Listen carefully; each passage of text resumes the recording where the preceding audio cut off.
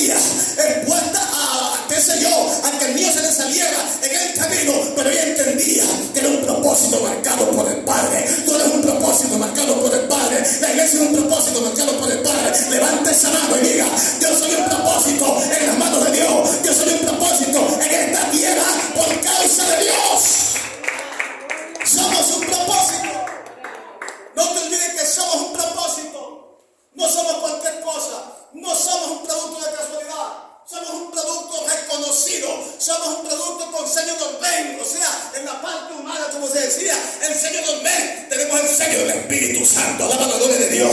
Tenemos ese sello inviolable, tenemos un sello, hermano, perdurable. Por eso cuando María entiende que el ángel le dijo toda aquella serie de cosas, ella no puso pretexto, no puso objeción. Es que estoy embarazada, me puedo montar por el camino. No, cuando Dios tenga la papeleta, cuando Dios tenga el asunto, venga lo que venga. Si Él trazó, aleluya, si Él escogió, suéltate en las manos de Él, suéltate en las manos del Espíritu Santo, que el Espíritu Santo sabe lo que hace. El Paracleto sabe para qué te escogió, el Paracleto sabe dónde te va a guiar, el Paracleto sabe dónde te va a introducir.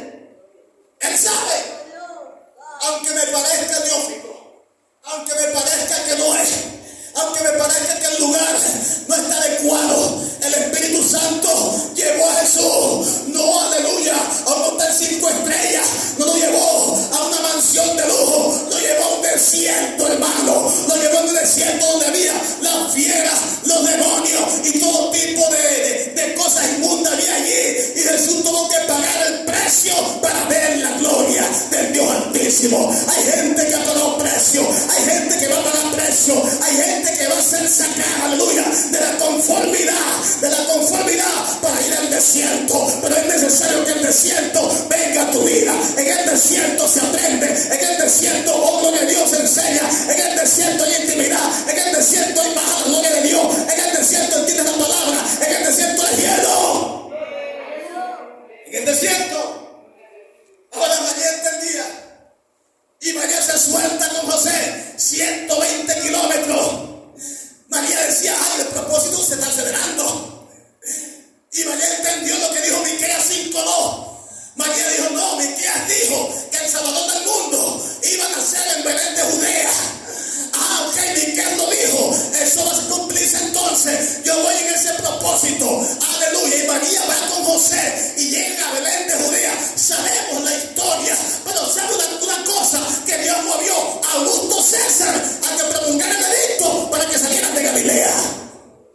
¿Cuántos alaban al Señor? Dios va a usar situaciones, personas, instituciones. Dios va a usar mundanos para tu propósito que se dé, que se cristalice. Dios va a usar gente que va a abrir puertas. Tú vas a quedar con la boca abierta y dices, ¿pero qué es esto? Porque Dios acelera su propósito. Entonces Dios maneja todas las cosas, hermanos queridos. Mira, si algo entiendo por su palabra, es que Dios dice esto en Lamentaciones 3 en adelante. Dice lo siguiente. Escucha esto, que Él es soberano.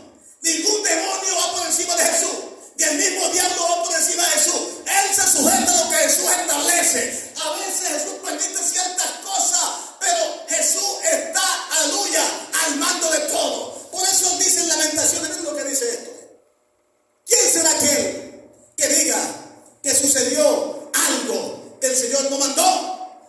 De la boca del Altísimo no sale lo malo y lo bueno, porque se lamenta el hombre viviente. Laméntese el hombre en su pecado. Díganme, ¿por qué esta causa? Dime la causa por qué. Hasta que no me responda, no suelto tu oración. Pero tiene que haber un motivo porque tú me pones en esta situación. Tiene que haber un motivo que tú me pones así como estoy ahorita. No me gusta como estoy, Dios mío. ¿Qué está pasando? Pero hay que preguntarle. Porque de él sale lo malo y lo bueno. Ahora, el hombre se lamenta porque ve situaciones engorrosas. Pero Jesús dice, el Padre dice, laméntese el hombre en su pecado. Ahí es que tiene que lamentarse cuando no perdona, cuando no ama, cuando es hipócrita, cuando el orgullo lo está matando. Ahí es que Dios dice, laméntese el hombre en el orgullo, laméntese el hombre en la soberbia, laméntese el hombre en el pecado que lo está matando y lo desaseria. Ahora, dice en esta palabra, Lamentaciones 3:13. Porque si algo Dios permite, es porque nos va a beneficiar. ¿Entendieron? Si algo Dios permite, es porque te va a beneficiar. La cosa es pasar por el torbellino. Cuando estamos pasando, cuando están pasando, que no entendemos. ¿Qué pasa con esto? Nos demuestra claramente